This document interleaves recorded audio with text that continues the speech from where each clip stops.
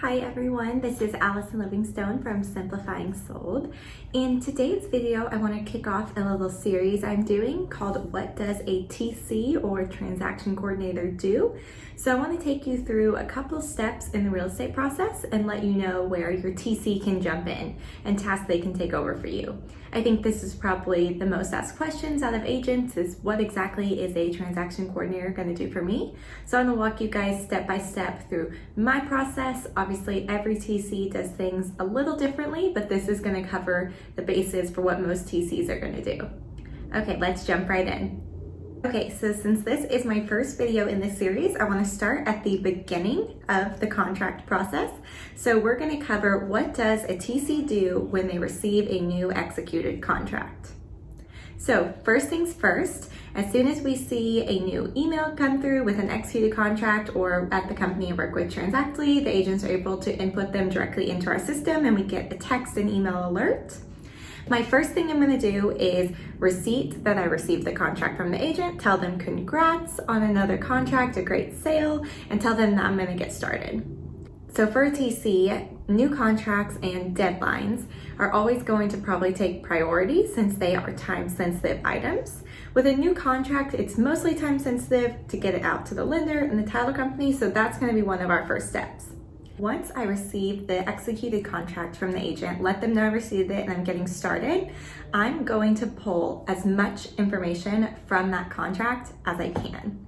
So there's a lot of hidden gems hidden in every contract and addendum. So I like to pull as much contact information as I can. On some contracts, there is buyer and seller emails and phone numbers. If there's a pre-approval attached, I'm able to pull the lender's contact information, able to pull the title company's contact information, the agent representing the other party, and that's going to be my first step to get started. So I'll pull all the contact information into my file, and then I'm going to do a quick file review and make some notes about the transaction.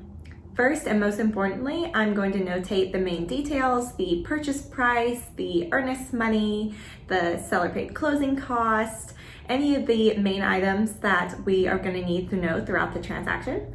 And then I'm going to do the important dates. So the executed date, the closing date, I'm going to go ahead and calculate the option period ending date, if there's a financing contingency date, if there's a date the survey's due by, if there's a date HOA documents are due by, and I'm gonna notate who has to deliver by that date to make sure I'm following up at the correct dates in my system.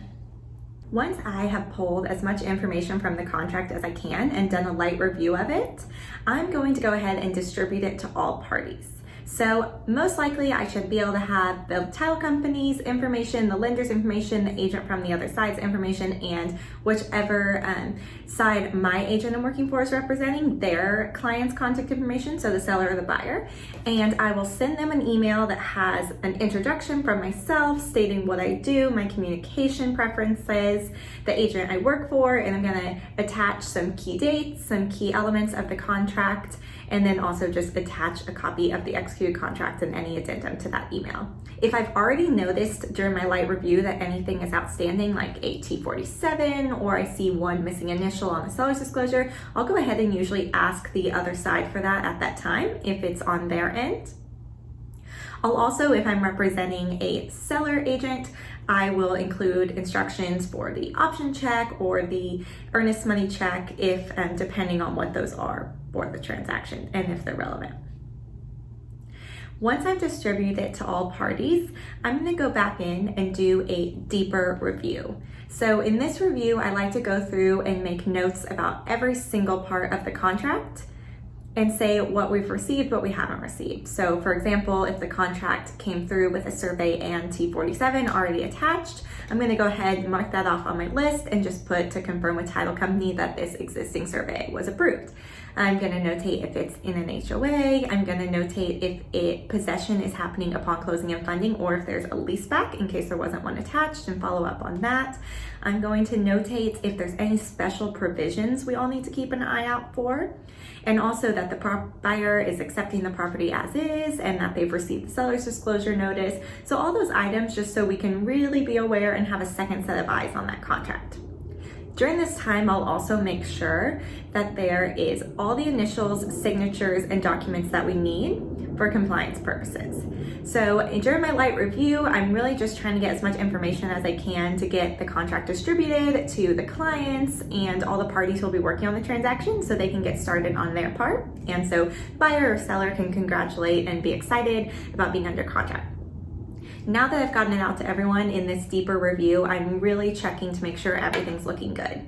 Making sure that my agent's information is correct on the contracts, that there's no misspellings of clients' names. I also like to go in and verify with tax records or MLS records that the address is in the right county, it has the right zip code, everything's spelled correctly, just anything that may catch us up later. But if I notice anything during this deep review that's missing, I'll make a note that if it's on our end, I'll go ahead and just maybe send it out to the client. Hey, we're missing one initial here. If it's on the other side, I'll make a note to send them an email and ask for that. Also, if there's any documents I'm not seeing that should be there based on what the contract says, I'll reach out to either agent depending on the transaction. During this time, I'll also go ahead and get all the documents that look good, have full signatures, have been verified, uploaded to the agent compliance system. So every agent's compliance is different. Some require it within 24 hours, some require it within 72, some require it within 2 weeks. So always following their direction, go ahead and get everything I have uploaded. And then after the option period, if there's any changes, I'll go and make those edits then. I am going to stop it here since I pretty much covered everything. In my next video, I will pick up where we jump in once that option inspection period is over. Thanks everyone. Please like and subscribe. Have a great day.